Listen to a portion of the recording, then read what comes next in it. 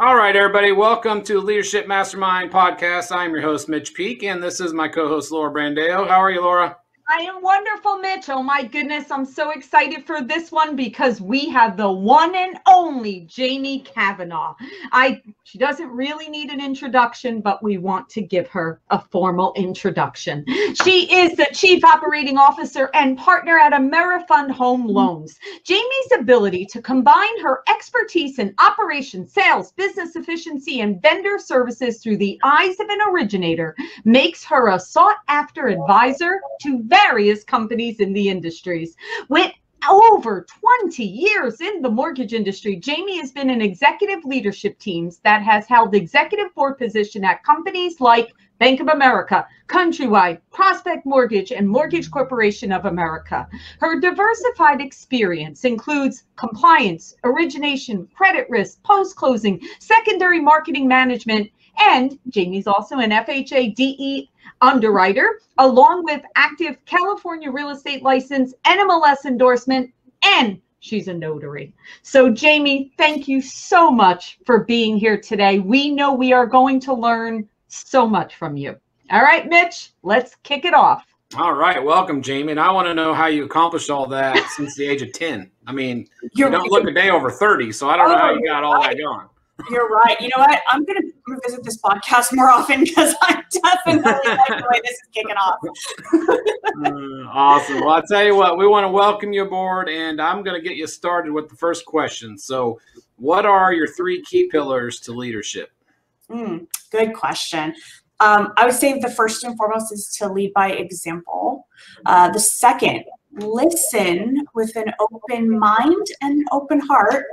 And the third thing would be to empower others so that you're teaching them how to be successful.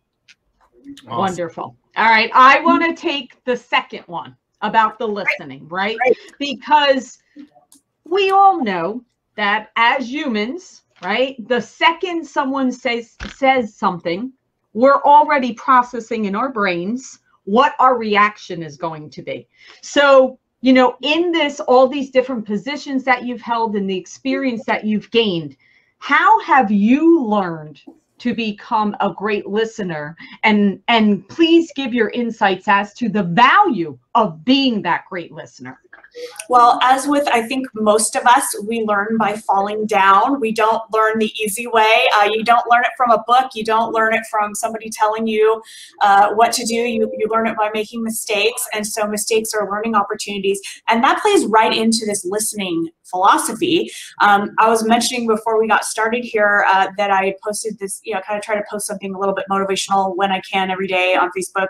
And I think it motivates me as much as it does, anybody else. But today's was perception is reality. And the reason it struck me was because it's something that a boss I had 20 plus years ago said to me when I was like a 22-year-old executive in ops who had dealt with a very difficult client. We'd been in process like 45 or 60 days. And this client had really beat up on my entire staff the whole time, and he'd wanted to speak to me. And by the time it got to me, I was, like I mentioned to you, I was ready to roll. I was like, you beat up my staff, you've treated them terribly, the buck stops here.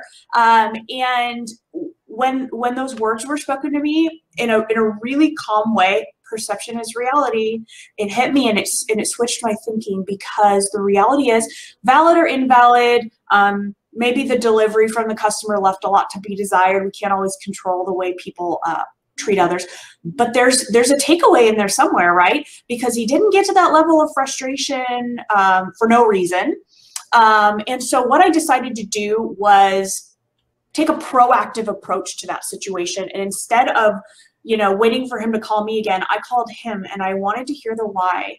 What was his journey? And honestly, half the battle was just letting him speak, letting him share what his experience was and take me through the process of the pain points he felt and what got him to the level of upset that he was. And acknowledging that, it meant a lot to him, but it also meant a lot to me because I started taking notes. There were definitely some mistakes made along the way and things that we needed to do to improve our processes, because although our workflow was great, we had tight operational processes in place, the customer's perception, the customer's experience wasn't that. What they saw, what they felt, what was being cascaded to them wasn't that. And so that is where listening is key. And like I think we've talked about many times, as human beings, when we get input, especially when it's negative, immediately we're going to go into defense mode. And I don't think that's ever going to change. It's human nature. But I think recognizing that and having the forethought to kind of just take a moment and listen and just kind of put that reactionary part of you over here while you're listening and process what's being said to you before you respond, it allows you to take that information in and do something meaningful with it, which is hopefully to make some impactful change. And I think there's always a takeaway, no matter whether the person is rude or not, no matter whether they're valid or not, there's always some level of validity in whatever is driving that negative feedback. Yeah, and excellent point. And you know, it's interesting, Jamie, and look at us right here, right? Here we are on a virtual, you know, the last 18 months or so, right? Here we are, we've been virtual. And our brains are trying so hard to focus, right? We're trying to listen, we're trying to look, we're watching for distractions that might be happening around us, right, in our world. So I love that you said, take that moment to just stop and pause and just focus in on listening to that other person. Because I think, again, biological, I think our brains are trying to process everything, right? We're trying to process our emotions. We're trying to, you know, analyze everything. And then we're trying to think, okay, this person's upset. How do I react? How do I use my voice? What do I say? What are the words? Do I ask them a question? So I think your advice right there of just pause. Yeah, I love it. Go ahead, Mitch. And I think, you know, with anybody, if you're receiving criticism, the first thing in your head it pops up is, yeah, but. You know, and you got that in your head the entire time they're talking. You're ready to say, yeah, but I did this, or yeah, but they did that. You got to get that out of your head. And I've learned that, you know, now that I have children that are, you know, 14 and 12 and, you know, they make mistakes and you're like, hey, you can't do that. Yeah, but no, you can't have that mentality. You have to say, yes, I agree. You know, I may be messed up, but how could I, you know, fix it? How can I make, you know, things go better the next time? And like you said, with that customer in your head, you're thinking, oh man, they were tearing my staff apart. But then you got to think, he wasn't an upset customer because you gave him good service. Somebody made an error and it upset him, and then you had the right approach to fix it and, you know, listen to him and get. So how do you get there though? Because everybody has that yeah, but build up and ready to go. It's so true. And hey, to this day, I have my days. I mean, trust me, my team will tell you, we've had some doozies. You know, we've had a couple of folks, especially during, you know, the earlier part of last year when the pandemic first hit and the mortgage volume was like off the charts and every lender was backed up. So were we. No one could hire ahead of the volume. Everything was delayed. Customers were unhappy. And it just didn't matter what any of us did. It really didn't. There weren't enough hours in the day. There wasn't enough staffing. People were relocating to home work environments. You know, people were upset. I mean, and it wasn't just one customer. It was just a barrage all day, every day. And it was really, I think most of us would agree, the leaders, we were the ones shouldering a lot of it because we couldn't put it on our staff. We had to take the burden of it. And most of the customers were getting directly to us because we were where the buck stopped and we had to be the ones that made all the apologies. And there wasn't an excuse for it. And there wasn't even necessarily a resolution for it. It was just, I'm going to be transparent with you and tell you what's really happening. I'm going to tell you our why as to why this is going on and why it is so atypical of what our typical service levels are. I'm going to tell you what I'm predicting you're going to experience over the next 30 to 45 days. And I'm going to tell you that we're going to continue to do our very, very best and advocate for you. That doesn't mean that I didn't have days and moments where I wanted to snap back. And it also doesn't mean that there weren't customers that were so far out of line that I had to put them in check and say, hey, there's a limit to what we're going to do, what we're going to listen to and how long this is going to go on. So I think that there is a balance there, but as to how to get there, it is a process of realizing that negative feedback is a gift and not a punishment.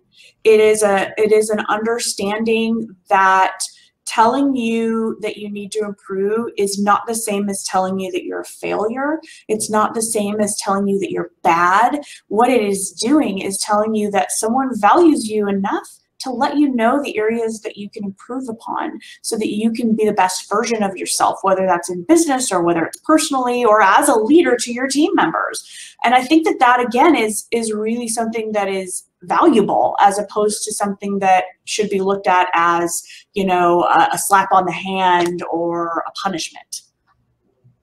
Yeah, absolutely. I agree. Well, there's a saying about that, right? It's when people stop speaking to you and pointing out how you can get better and be your best version of yourself. That means they care when they do that. So when that stops, that's actually the opposite reaction. That doesn't mean everything is glorious. That means, they're never going to change. They're throwing in the towel. Yeah, they're throwing in the towel. Okay, I've tried giving them feedback. I've tried to encourage them to grow, but they don't want to. So you just give up. So that's a very good point. That's actually another level of leadership. That's awesome. They say the opposite of love is not hate, it's indifference. And the same goes for, you know, a business relationship, just like any other. It's when that communication stops, you better be very concerned, because indifference is the enemy of love. It is the antithesis of it, and it is a very bad sign in any relationship. Absolutely. So you've been leading for years now. So tell us a little bit about number one. So how do you lead by example in your business now? Well, I'm far from perfect. It's really hard for me because I'm like, you know, I see all the things that I know that I could do better.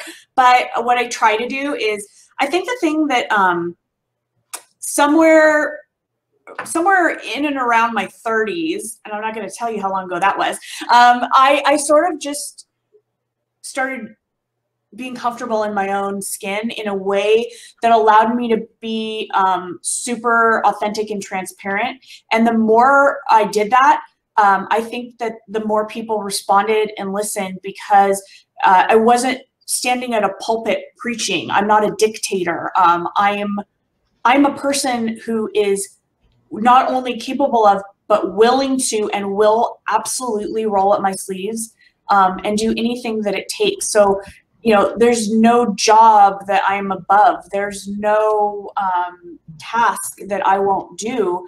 And there's nothing I would ever ask of anybody that works with me or for me that I wouldn't do myself. And also, I wouldn't ask anything of them that I don't know they're capable of. And sometimes that means asking more of them than they think they're capable of, but I know that they are. And sometimes you have to bring out the best in people and ask them to push their limits a little bit in order to let them get to the next level. And I hope that by leading by that kind of example, I hope that that's one of the reasons that I've been able to, you know, build a team that's been with me for a pretty long time. Jamie, number one, you have to listen to my episode where Mitch interviewed me. I almost said verbatim what you just said about rolling up the sleeves and not asking more and all the, you know, asking them to do something. But I really love this, especially what you said at the end, because championing for someone and showing them that you believe in them even more than they necessarily think they are capable of is such a valuable component of leadership. So kudos for that.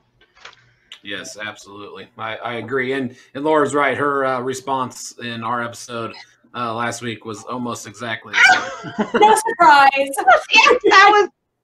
I'm in great company. It's an honor to be in Laura's company in that regard. So this is so much fun, Jamie. That's how I'm just enjoying this, right? Mitch is like, all right, these two are just two peas in a pod, right? We've always hit it off since we met at the very first women's mortgage event, yeah. You know, back in March in Irvine of 2020, like immediately. It's so weird that we instantly, it's so weird how you just click with some people, yeah. And it's like you've known them your whole career. You know when you meet someone and you know that you've walked a really similar path, and I'm like, oh yeah, she's been there, she gets it. You know, you can have that instant connection with people, and then, you know, other people, you have the instant opposite connection. You're like, why do people like this person? Those are the people I'm indifferent to, as it turns out. Those are the people, what? Say that again? That I'm indifferent to. You know, aren't we all? Oh, yeah. That is true. That is true. So let's talk about empowering others. So what do you do to, like, you know, you kind of mentioned it already, that you give people tasks that you know they can do, but maybe they don't. So how else are you empowering people, you know, in your company? Well, you know, I think it's really important to have one-on-ones with everybody on your team and not talk about the day-to-day. What are their goals? Short-term, long-term, personal, professional. Somebody that works for you, especially somebody that has worked for you for a really long time, their goals may not be the same. I'm going to give an example because it comes to mind of a person that's been with me for almost 9 years. And when she started with us, she was a junior loan processor, fairly new to the industry, kind of just learning the ropes of things. And over the years, I saw that her knowledge had reached a level where she could easily carry a full pipeline as a senior processor. But I asked her a couple of different times, is this something that you're ready for? And she said, I don't think I want it. I don't think I want the pressure. I don't think I want the stress. Different things were going on in life. She had a new baby at one point, different understandable things. And so totally accepted that, let her continue to thrive in the role that she was in. But I checked in from time to time. And so most recently, about, I don't know, 3 months ago or so, had a need for a senior again, pulled her back into my office and said, I know I've asked it before more than once, but I'm checking in with you again. Where are you at with this? And her answer was, I've been thinking a lot about it. I've been taking some classes at night, you know, online that I've found to build up on my income calculation skills. That's an area I feel in weekend. I'm ready. I want it. So she got it. And I put her on a training plan, and, you know, we mapped it out. It wasn't just like, here you go. It was, no, let's map this out so that you know, A, what we're expecting, and B, the milestones that are going to get you from where you are now to where you want to be. And let's start entrusting you with more responsibility. Let's see how it feels for you. Let's see how it feels for us. 90 days later, she's one of my best processors, just like I knew she would be. But 3 years ago, that wasn't where she wanted to be mentally, and today it is, and she's thriving. That is one of the ways that you can help a person grow. It's one of the ways that you can empower and champion someone to be their best. She's thriving where she is, and I could not be happier. So that's an example for you. That is such a great example. And it's so important, Jamie, right? Because you're right that although you may ask them that question when they first arrive, life happens, right? Like you said, maybe you have a young family. Maybe you're going to school at night to finish your degree. Maybe you're doing something, or maybe you're scared, right? It might also be a combination of that.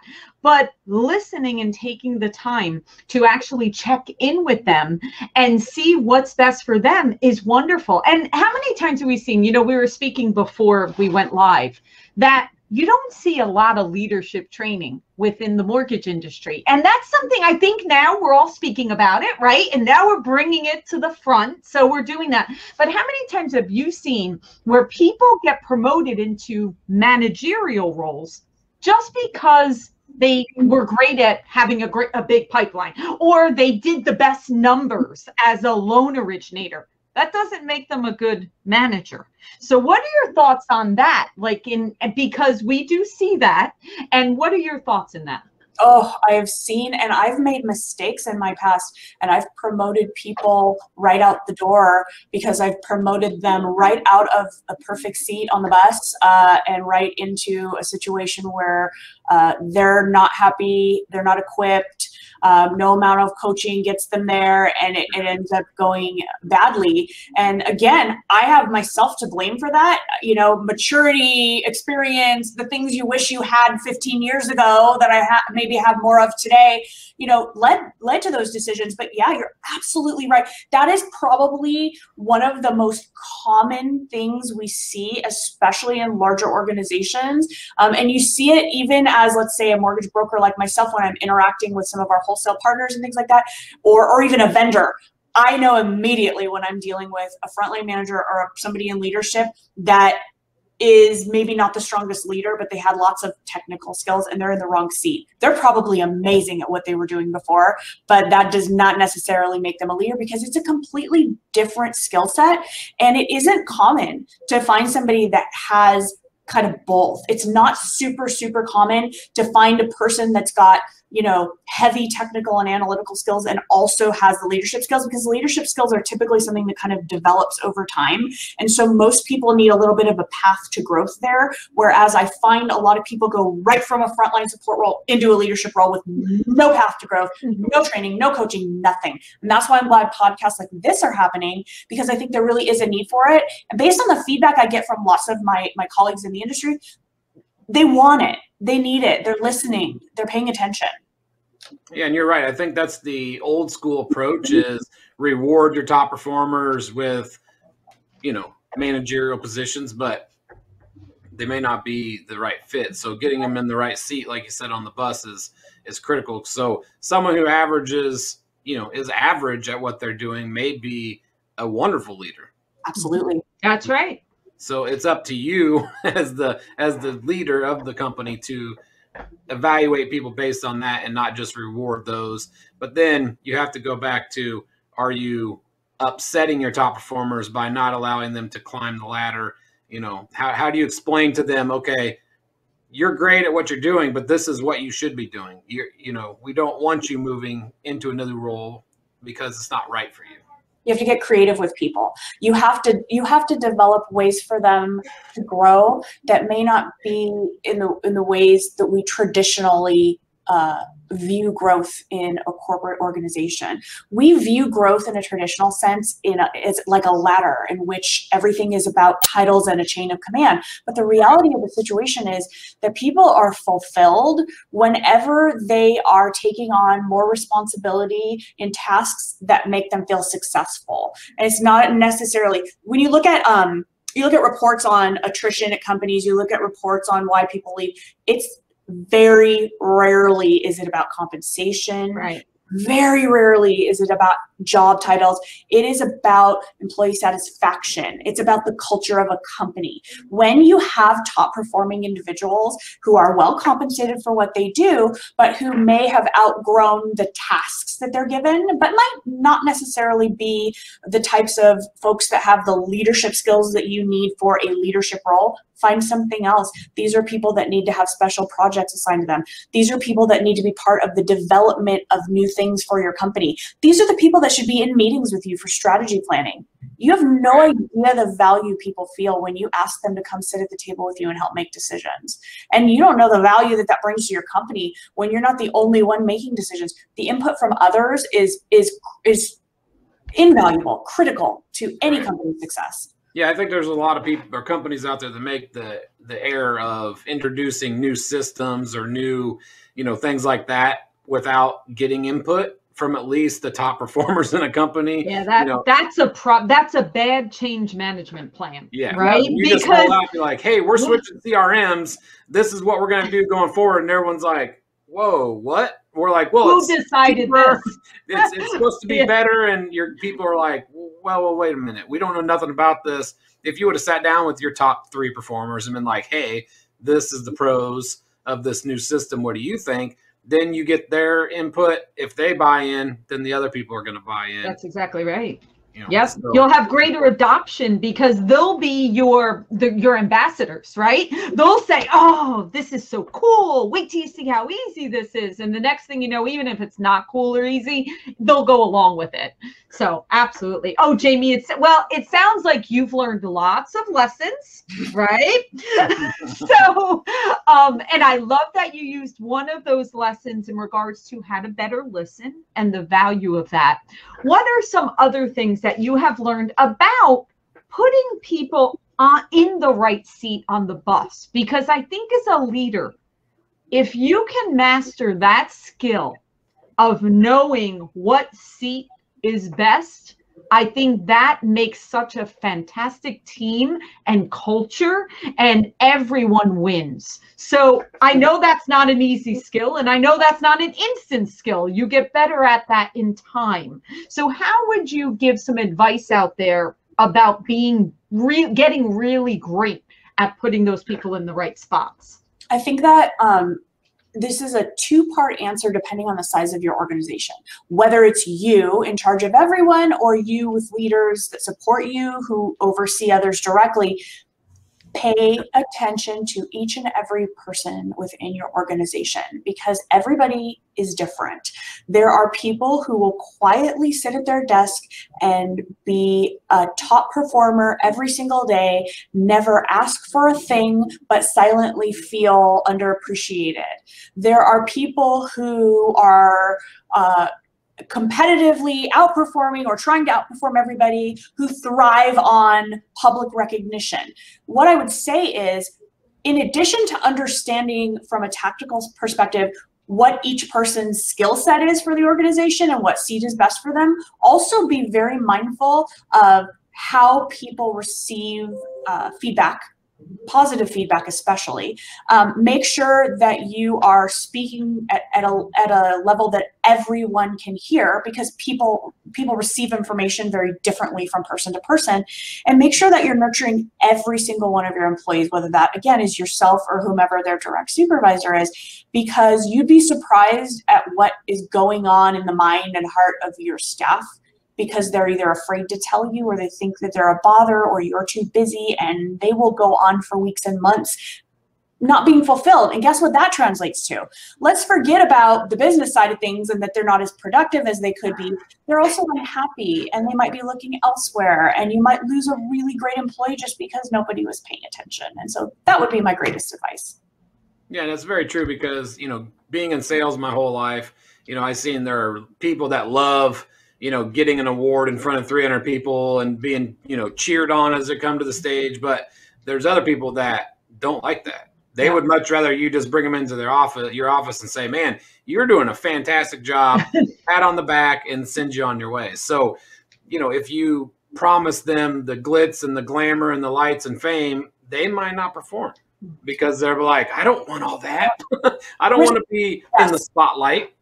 Respect and honor each person and where their comfort zone and boundaries are in terms of that kind of recognition. Because for some people, it is a crippling fear to pull them up on a stage. Don't do that to those people. Understand them, respect them. They'll appreciate you for it.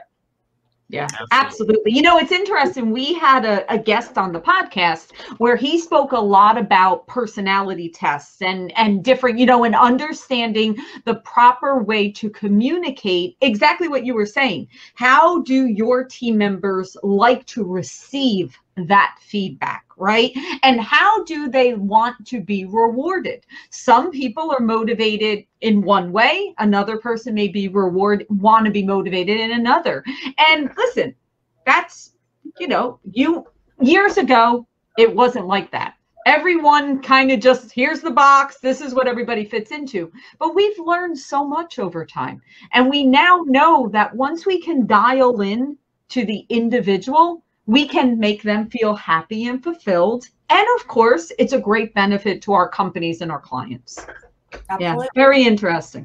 Yeah, and I think the pandemic has probably helped us even more understand how people work better and feel better about what they're doing and how you're responding to them, just because there's so much out there as far as working from home and having to have time to go walk the dog. And, you have people, you're going to have to manage them a lot differently going forward, because I don't think everybody's going back to the office anytime soon, and probably never. I mean, a large percentage of businesses are probably like, oh, this makes sense. I still go to restaurants in Iowa and, like fast food that's open, but they don't have a dining room open anymore. I don't know what the reasoning is, if they just are like, it's too much work. It's too much work having that open and cleaning up after people, and hey, we'll just send them through the drive-through and it's easier. So there's a lot of changes coming, that we may not notice now, but eventually it's going to all come to light when this is over, and you'll be like, oh, that's going to be different for a long time to come.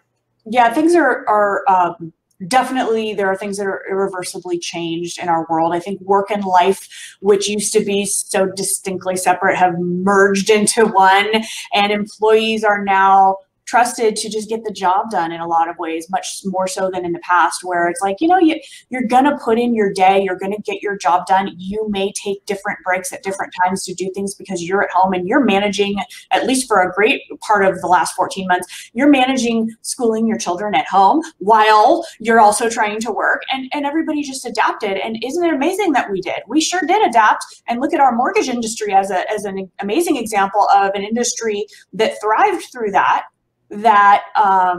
persevered through that. And even with all of those changes, here we are. So it can obviously be done. And that is one of the things I agree with. The remote work situation probably will never go away and probably will be more prevalent across all industries than ever before, because business owners that previously didn't buy into that philosophy had no choice and now see the benefits of it over an office environment. We happen to be in office here for the most part. I do have some remote employees, but mostly that's their choice. When we had the option to reopen, it was like a stampede. Everyone was like, I'm coming back. So that's what we did. But we left it to the team to decide individually what they wanted to do. And either way, it works fine for us. So yes, we adapt. Right. And, most people working 9 to 5 before, and they're coming home at 5 and they're throwing their, the laptop aside and be like, I'm done with this day, and, move into personal life. But, now it's like you said, it's intermingled. They're taking breaks throughout the day to do other things, but they're also working, after supper or when the kids go to bed. It's kind of intermingled. And I think it's probably better for everybody's mental health to get that stuff together, because you see so many people that miss work because they got doctor's appointment and they miss work because of this, and they didn't have the ability before to make that up. It wasn't like they could just go home and work for a couple hours, but I think people feel obligated to do so. They're like, oh, I didn't get this done today because of this, so I'm going to go home and take care of it. So there's definitely advantages to that. So so Jamie, since this is leadership topic, right? We've spoken a lot about how to lead our teams and how to grow and develop and champion and empower and listen and all that great stuff, right? I want to know, I think leadership starts with ourselves, leading ourselves, right?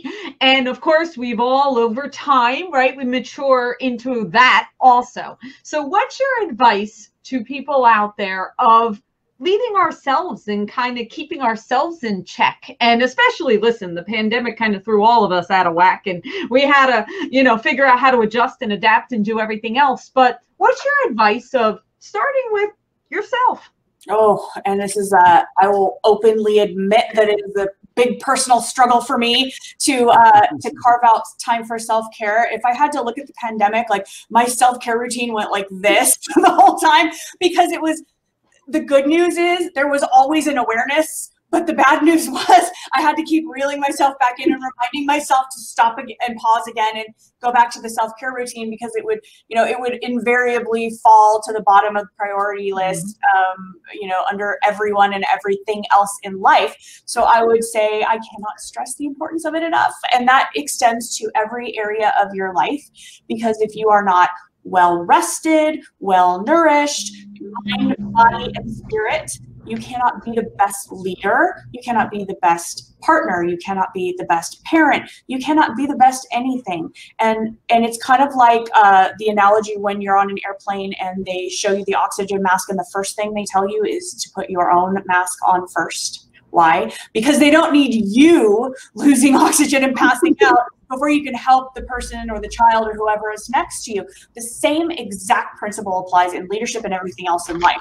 You've got to put your own oxygen mask on first. Take care of yourself first. Please take care of yourself first, because if you don't, then who will? And if you don't, you can't be there for everybody else. You can't run on an empty tank. So self-care, super important. And as a leader, if you're not taking care of yourself, that's going to go out towards the people you're leading, because if you're having a miserable time and you're dealing with things that you're not taking care of, then you're going to be taking that out on people that you care about. And and that's a very good point, Mitch. When Jamie mentioned that she sets the example, please know, all of us, I don't care who's listening to this right now, everyone is watching you, meaning whether it's your child, whether it's your team, whether it's your spouse, your partner, your friends, your family, people are watching you. And they look to us for, are you okay? Mm-hmm. And the minute we look tired, or the minute we're really cranky, or the minute we're off, people are like, are you okay? Something's not right. So starting with yourself and showing that, you know, if I came on here looking really exhausted and sounding down, you would be like, something's up. Right. That's not Laura. Something's wrong here, right? So you're always being kind of watched out there of, are you okay, Jamie? Okay, wait, Jamie's off a little bit. She had a post on Facebook that was really negative. Oh, yeah. Something's not right. Don't think it's like a pointed remark or something. I'm like, oh gosh, no, I was just, it was just something that hit me. Not even specific. But they're watching. Yes, yes. They're watching. People are always watching that stuff. So take care of yourself. And listen, we all have bad days. Sometimes you have to take an extra moment. Sometimes you have to do something. Go get a pedicure or something. I know that works for me. So things like that, take care of yourself, because when you feel good, you can lead others. I love it. Yeah, I just saw a thing the other day. I think it was like Mr. Rogers, and he was talking about how he you know, everybody has anger, but it's what you do with it. And he had a bad day at work, and he went to see his grandkids, and they were spraying hoses, and he was grumpy. And so he's like, you know, I'm just going to tell you now, don't spray me, you know. And they're like, okay. And then he said the one grandchild got closer and closer, and he yelled at him, and he was like, all right, that's it. Turn it off. Go inside. And he was like, then I got home and realized, well, I was a jerk. You know, he never sprayed me. You know, I just took off my bad day out on him, and, you know, he had to call and apologize. And he said, you know, he said, Grandpa, I understand. We all, you know, we all do things that, you know, we shouldn't sometimes, and it's okay. And he's like, if I would have never apologized, I would have never got that from my grandson, you know, that he understood that everybody makes mistakes. It was just a bad day. But yeah, whether it's a good day or a bad day, the people you talk to are going to feel it. So you got to make sure you're taking care of yourself for sure. 100%. I love that story. And I'm picturing like the little kid, like, right here, Grandpa. Get a little bit closer, a little bit closer. I love that. All right, so Jamie, I do have to ask, because I haven't spoken to you in a while. How are you feeling about the market? What are you thinking of the next cycle? What's going on in your world? You know, since we've got you here, I'm dying to know. Sure. Yeah, you know, it's been around a while. It's just another cycle like they all are. I tend to not panic because we've sort of seen it all. And when you've been through the Great Recession and the crash and all that stuff, you kind of feel like, you know, it's one of those things. We all knew it was coming. I don't think it's as permanent, though, as some people may fear that it is. I do think I listen a lot to a lot of the market experts, and I do think that there's going to be a little bit of a rebound toward the end of the year, beginning of next. I hope that that's the case. But I also think that the purchase market we know is absolutely crazy. Supply and demand still the big driving factor there, and the biggest issue for buyers. And quite frankly, that's fine for us, because it means the purchase market is going to continue buzzing, and that means more purchase buyers, which is a phenomenal business plan to have as a mortgage broker. Purchases are always great. Somebody's always buying. So, you know, for me, in terms of what we're doing here, I already kind of started a while back doing all the old school stuff, you know, time to do some direct mail, time to do some local radio, time to do, which is awesome, silly stuff that people go, oh, what's the point? No, it's there's the point. Get back to your database. Don't stop proactively doing all the little supplemental things that you've always done, because those are the things that keep the calls coming in and the online leads coming in and all the things that we do that sustain us.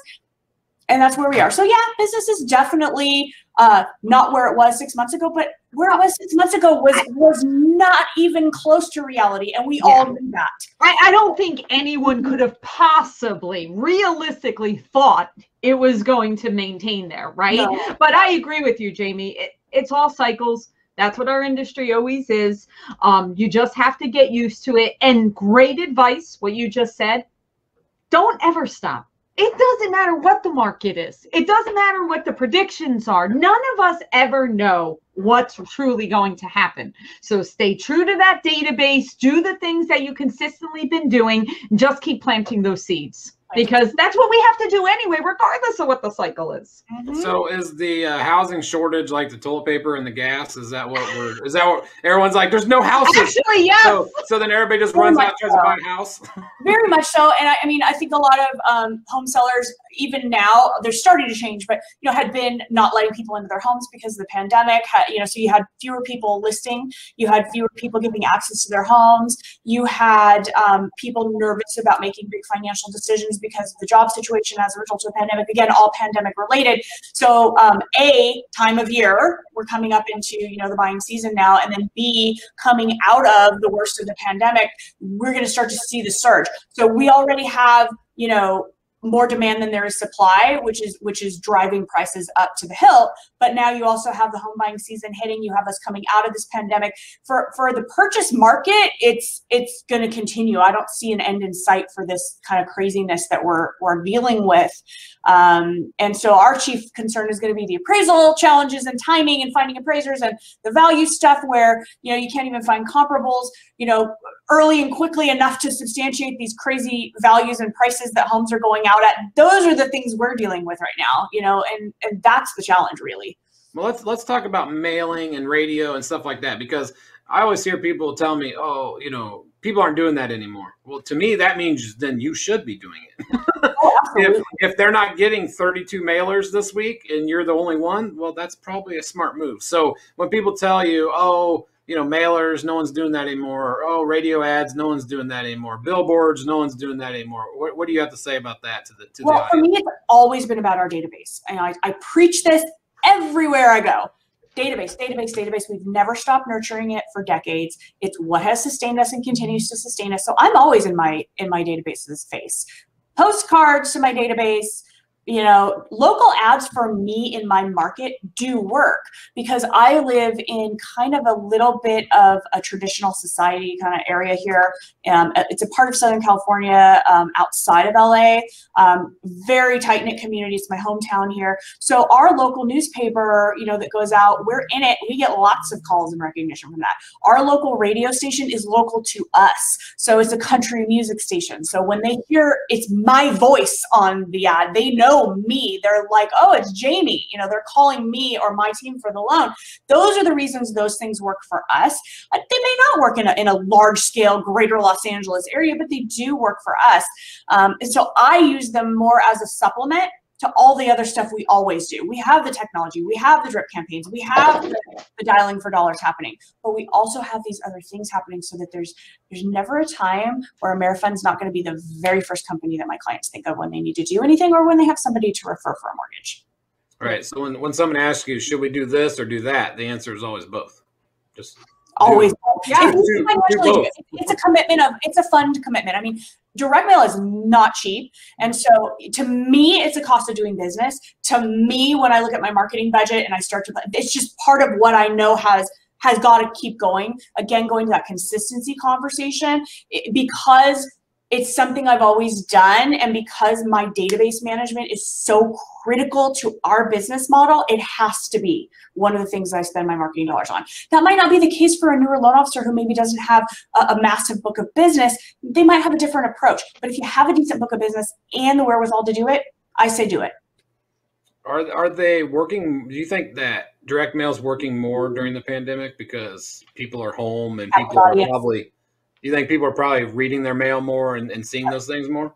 Yep. And I do postcards so that there's nothing to open. Just little things, little tricks, tricks of the trade, certain sizing that is bigger than your average so that it's really, it sticks out. I was trying to think if I had one handy. I don't, but they're big. So there's just little things you kind of learn over the years that work better than others, and a dedicated phone number on it so that I know if somebody's responding to that particular thing, that's where it's going. So as I'm tracking my marketing dollars, I know that's performing well, that isn't, make adjustments as necessary.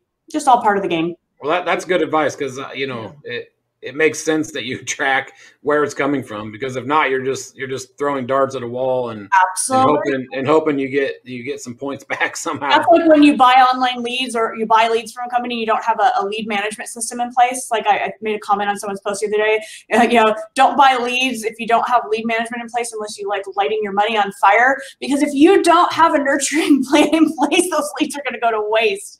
So you've got to have the plan in place to nurture and monitor and manage any lead you have, whether it's an existing client or a new one. You've got to be proactive. You've got to have that going. If you don't have it, again, what is my favorite word? Consistency, my favorite word ever on earth. And to Laura's point, as I tell my team all the time, you are planting seeds. In a market like this, it's not refi world. You're not picking low-hanging fruit anymore. You're not going to get, a refi in 5 minutes. You're going to be planting seeds every single day, and it's going to take time for those seeds to sprout, but they will. They will. So plant them every single day.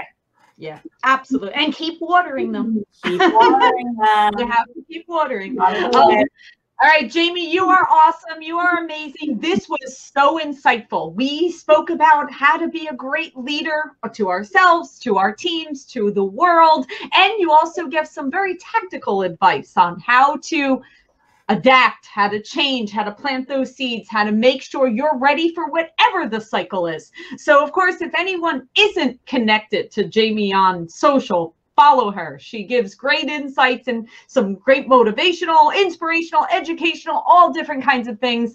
And I guess LinkedIn, Facebook, what do you think, Jamie? What's best? Facebook is probably my primary source. You know that because you're my friend there and you see my stuff and I see yours. LinkedIn is, I've been getting a little bit more active there and posting some interesting articles and things like that. But I'd say go find me on Facebook, Jamie Cavanaugh. I'm there. I'm all over it. You can always email me, jamie@amerifund.com. Find me. I'm easy to find and happy to help anybody in our industry that's ever looking for any guidance or advice. If you're starting out, if you're established and you got some value out of this and I can be of service to you in any way, I'm happy to help. And Jamie's not just saying that. That actually is Jamie. Yes. Absolutely. You are wonderful. You are too, my friend. Thank you.